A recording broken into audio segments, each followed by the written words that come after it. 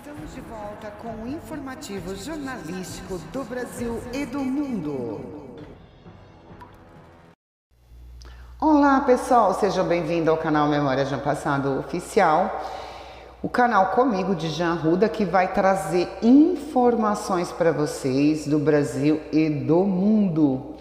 Vamos ficar cientes do que está acontecendo por aqui afora, né pessoal? Todo dia uma novidade. Então já deixe seu like, se inscreva no canal, deixe aí o seu comentário, me diga o que vocês estão achando sobre esse formato informativo que eu venho trazendo para vocês, no Memória de um Passado Oficial, de olho no futuro. O Memória de um Passado Oficial, eu coloquei lá vírgula, de olho no futuro. Por quê?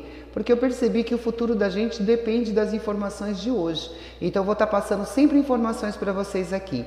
Já estou um pouquinho melhor da minha gripe, do meu resfriado, mas se eu precisar tossir alguma coisa, eu dou um pause aqui, porque senão fica chato, né pessoal? Bora lá para as notícias de hoje? Vamos começar então aqui com a Coreia do Norte. O que está acontecendo na Coreia do Norte, pessoal? Os surtos de vírus está assim uma coisa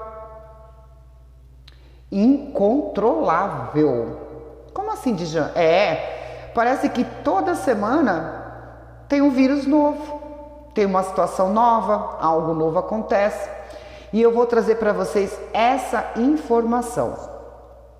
Coreia do Norte relata casos de febre desconhecida, mas nega que seja Covid.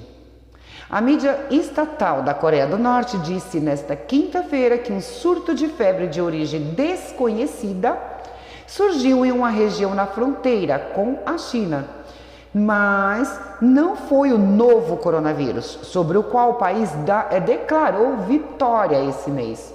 Peraí, então porque você declarou vitória esse mês, não vai ter mais Covid aí nem coronavírus? 4 casos de febre suspeitos de estarem infectados com epidemia maligna. Olha só, agora mudou o nome. Então vamos lá, não é mais Covid-19, não é coronavírus, não é SARS-1, SARS-2.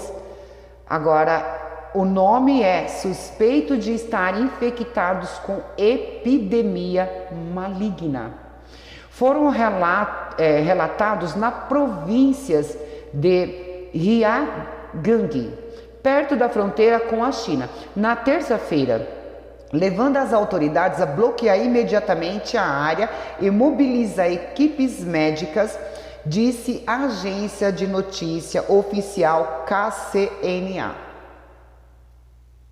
Citando a sede estadual de prevenção de epidemias de emergência, mais uma análise detalhada da situação epidêmica em todo o país mostrou que não houve casos de Covid desde que o surto do país terminou no início desse mês, disse KCNA.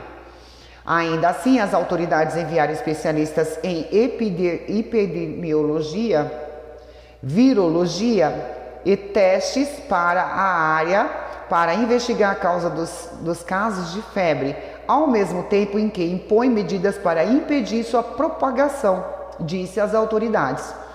Estão tomando medidas para rastrear todas as pessoas que se conectaram com os casos suspeitos e as pessoas que vão e vêm da área relevante e mantê-las sob estrita observação médica, disse o KCNA. Depois que a Coreia do Norte declarou vitória sobre a Covid, o país culpou a Coreia do Sul por causa do surto e prometeu retaliação mortal contra ela. A Coreia do Sul negou a alegação como infundada. Desde então, as autoridades cancelaram o mandado de máscara facial e outras restrições, incluindo limites ao uso de instalações públicas, exceto nas regiões das fronteiras. A Coreia do Norte nunca confirmou quantas pessoas pegaram Covid, aparentemente porque não tem meios para realizar testes generalizados.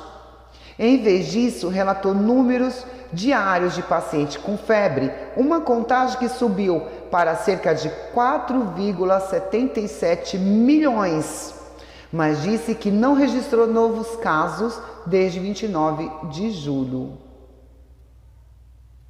Ué, se não é Covid, o que é então? Um novo vírus está surgindo por aí? Será, pessoal? Vamos ficar atentos? Eu vou estar aqui, buscando novidades todos os dias para saber do que se trata. Ucrânia quer tribunal internacional para julgar Putin em 2023. A Ucrânia quer criar no próximo ano um tribunal internacional para julgar o presidente russo Vladimir Putin e os responsáveis pela invasão do seu país, afirmou um alto funcionário do governo ucraniano nesta quinta-feira, dia 25. É a única opção para responsabilizar rapidamente os criminosos que iniciaram a guerra contra a Ucrânia.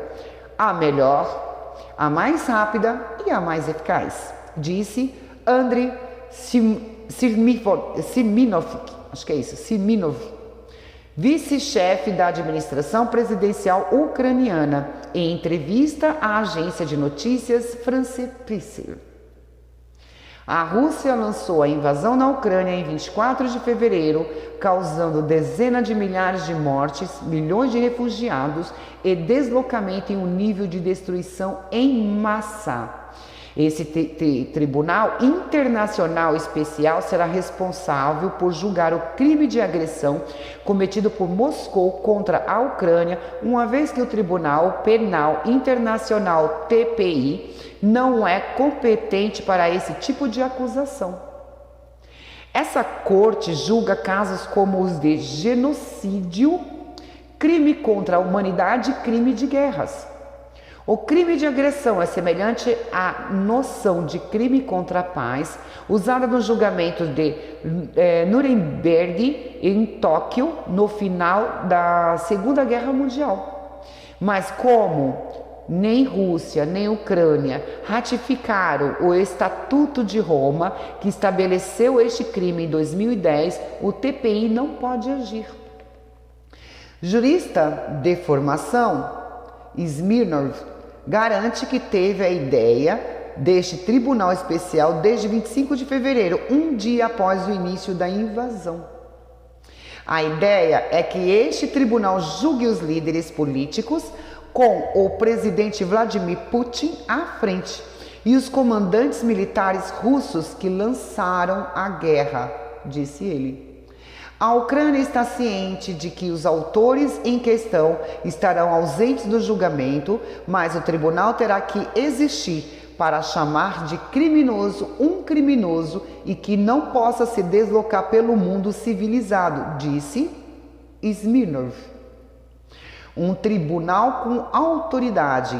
Quase 600 suspeitos de crime de agressão, incluindo atos oficiais militares, políticos e agentes de propagandas, foram identificados, disse em maio a procuradora-geral da Ucrânia, Irina Verediktova, demitida posteriormente. Alguns países, embora reconheçam a agressão contra a Ucrânia, tentam deixar uma pequena porta aberta para negociar com Vladimir Putin, lamentou Smirnov. Eu também lamento. Em junho, durante uma conferência internacional sobre crimes de guerras na Ucrânia, organizada em Haia, o ministro das Relações Exteriores holandês,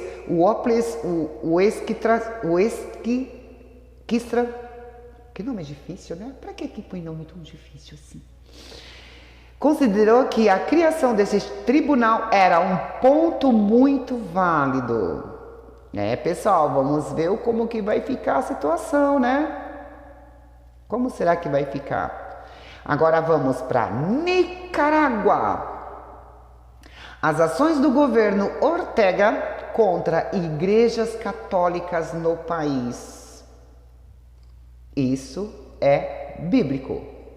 Emissoras católicas no país centro-americano também estão sendo fechadas, enquanto alguns apontam que há indiferença do Papa e do Vaticano sobre a questão. Isso é um absurdo. As relações entre o governo de Daniel Ortega e a cúpula da Igreja Católica na Nicarágua vivem um momento super delicado. O último capítulo foi a prisão na sexta-feira passada, dia 19/8, do bispo Rolando Álvares, a última voz abertamente crítica ao governo do país centro-americano, que atualmente está em prisão domiciliar. A Polícia Nacional de Nicarágua acusou em um dos comunicados o bispo de Matagalpa, de 55 anos, de organizar grupos violentos, incitando-os a realizar atos de ódio contra a população, causando um clima de ansiedade e desordem, perturbando a paz e a harmonia da comunidade, com o objetivo de desestabilizar o Estado da Nicarágua e atacar as autoridades constitucionais, acusação que o religioso nega. Álvares era conhecido por denunciar violação de direitos humanos por parte do governo Ortega, cuja guinada autoritária tem sido alvo de críticas de instituições e organizações internacionais nos últimos anos. Outro bispo crítico do governo, Silvio Baez, se exilou em 2019 depois de receber várias ameaças de morte.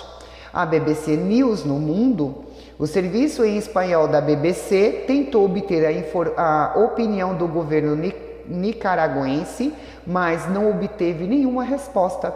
Após um primeiro mandato presidencial em meados da década de 1980, Ortega retomou o poder em 2007 e desde 2017 sua esposa Rosário Murillo o acompanha como vice-presidente. As últimas eleições de novembro de 2021, que Ortega venceu com 75% dos votos, foram realizadas com 7 candidatos da oposição presos e alegações de fraude por parte da organização internacional. A Comissão Interamericana de Direitos Humanos, CIDH, documentou torturas e outras violações de direitos humanos cometidas pelas autoridades nicaragüenses nos últimos 4 anos, bem como o confinamento de mais de 190 presos políticos, alguns deles em condições desumanas. Vocês estão entendendo, pessoal? A igreja não pode mais falar nada, né? Então tem que aceitar um país que tem uma ditadura, que pode fazer o que quiser com o povo, e a igreja, se ela for contra os princípios políticos daquele local, eles podem ser exilados, tendo suas igrejas fechadas, calados por ser presos ou calados porque serão mortos. Ortega, apoiado pelos governos de Cuba e Venezuela, descreveu essas acusações como invenções em uma das campanhas para dar má fama à Nicarágua perante a organização internacional. Ele também acusou os bispos dos países de tomar partidos e estarem comprometidos com os golpistas, além de terem promovido a criação de seitas satânicas. Agora deu, né? As igrejas agora estão criando seitas satânicas. Tudo que vai contra os princípios políticos vira satânicos, seitas satânicas. A relação entre Ortega e a igreja. Neste contexto, a relação entre o governo e a alta hierarquia católica no país encontra-se em um ponto muito difícil e delicado. Ortega atingiu a Conferência Episcopal da Nicarágua em seus 2 princípios nomes, o bispo estrategista, que é o Dom Baez, foi exilado, e o bispo que organiza, Álvares, está na prisão, disse o sociólogo e analista político nicaragüense Oscar René Vaga, à BBC News. A situação está ficando difícil, pessoal. A situação, cada dia que passa, está muito difícil, né? Até as pobres das igrejas estão sendo acusadas porque eles querem realmente destruir com as igrejas, com a religião, porque isso vem daquela agenda, né? Da nova ordem mundial, ODM, é NODM, né? Nova ordem mundial. Vamos para a Ucrânia um pouquinho, vamos saber como que estão os nossos irmãos ucranianos. A Ucrânia quer a criação no próximo ano do Tribunal Internacional para julgar o presidente. Isso aqui eu já falei para vocês, não é isso? Com isso, a situação agora vai dar uma complicada. Espera um pouquinho, pessoal. Vamos lá? Pessoal, eu tenho um assunto aqui bem complicado, eu vou deixar o vídeo para vocês assistirem, mas olha que estranho isso aqui. Um vídeo feito em time-lapse, ou seja, uma gravação prolongada que posteriormente é condenada em pouco tempo, mostra a formação de uma nuvem orográfica no rochedo de Gibraltar, uma montanha na ilha, nessa quarta-feira, dia 24. Nuvens orográficas são as que se formam com a passagem de uma corrente de ar por um acidente geográfico, como uma cadeia de montanha, por exemplo. O vídeo da formação da nuvem foi publicado em uma rede social pelo Serviço de Meteorologia do Reino Unido. Gibraltar é um território ao sul da Espanha que pertence ao Reino Unido. É o ponto mais ao sul da Península Ibérica. E essa nuvem está assim deixando todo mundo impactado. Todo mundo quer saber, todos os cientistas querem entender o significado desta nuvem. Eu vou deixar para vocês aí o vídeo sobre isso, tá, pessoal? Porque é só vendo para ter certeza do que está acontecendo, né? É bem complicado. Mas, como a gente tinha acabado de falar um pouquinho da Ucrânia lá, né? Voltando de novo à Ucrânia, dezenas de milhares de soldados russos foram mortos ou feridos desde o início do conflito, diz autoridades ocidentais. Como muitas cidades russas, Volosovo tem altos-falantes em postes nas ruas principais. Eles são tradicionalmente usados para tocar música em feriados nacionais. Interessante, né? Agora eles têm um propósito diferente. 2 batalhões de artilharia voluntários estão sendo formados. Convidamos homens entre 18 e 60 anos de idade para se juntarem. Grita os aparelhos. É uma mensagem que se repete em todo o país, nas redes sociais, televisões e outdoors. Os homens são instados, é isso mesmo, a assinar contrato de curto prazo com o exército para lutar na Ucrânia. Perante perda significativa de soldados no conflito, as autoridades russas lançaram uma campanha de recrutamento. Eu paro um homem na rua em Volosovo e pergunto se ele apoia a convocação de voluntários. Se a resposta for sim, se eu fosse jovem, eu diria, mas estou muito velho, disse o rapaz. Cerrando os punhos, devemos bombardeá-los. No entanto, a maioria das pessoas parece menos entusiasmada. Claro que vai se entusiasmar para quê? Vai morrer. Todo mundo lá, os homens não estão com vontade de irem para a guerra. É muito doloroso até mesmo de falar, diz uma mulher. Matar seus irmãos é errado, também acho. Pergunta o que ela diria se um dos seus parentes quisesse participar. E ela responde, por que ir? Apenas seus corpos serão devolvidos e muitos corpos são devolvidos.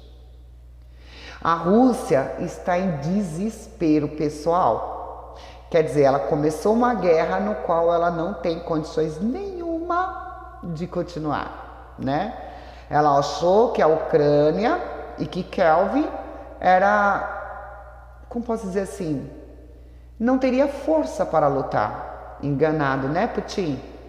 A Rússia não publica números, mas autoridades ocidentais dizem que entre 70 e 80 mil soldados russos foram mortos ou feridos desde que o governo do presidente Vladimir Putin lançou sua invasão há 6 meses. Para atrair novos recrutas, as autoridades oferecem aos voluntários grandes somas de dinheiro, terras e até privilégio para seus filhos na escola. Recrutadores visitaram até prisões para analisar detentos, prometendo-lhes liberdades e dinheiro. Olha o desespero de Putin, né, Putin? Por que você inventou algo que você não consegue segurar, Putin? Ou você achou que os outros países, como Estados Unidos, Califórnia, entre outros, como também a China, iria estar com você nessa guerra, né, Putin? Você não pensou, né? O jornalista investigativo Roman Dodorov diz que a campanha de recrutamento é um sinal de desespero por parte das autoridades. Claro que é. Estes não são os tipos de soldados necessários para uma guerra vitoriosa. O Kremlin ainda espera que a quantidade possa vencer a qualidade, que eles possam levantar centenas e milhares de pessoas desesperadas com suas dívidas e simplesmente jogar na zona de conflito.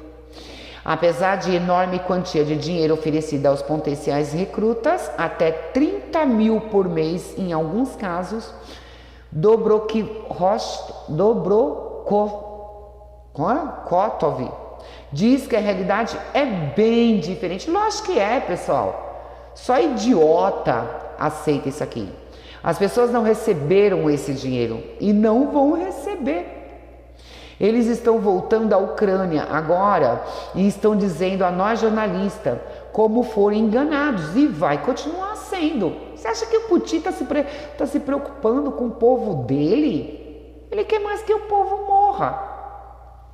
Isso também está influenciando a situação. Essa falta de confiança em nosso governo, então, não acha que essa estratégia tenha sucesso. No entanto, alguns estão felizes em participar. O filho de Nina Chubarina, Yevgeny, deixou seu vilarejo no norte da Carélia para se juntar a um batalhão de voluntários. Olha só, o cara, deixou toda a sua vida, sua paz, seu conforto, para ir lá para brigar, né? Nina diz que seu filho, que não tinha experiência nenhuma militar, recebeu uma arma e foi enviado diretamente para a Ucrânia. Ele morreu alguns dias depois. Você esperava o quê, né? Yevgeny tinha apenas 24 anos. Nina concordou em me encontrar em um parque perto de Moscou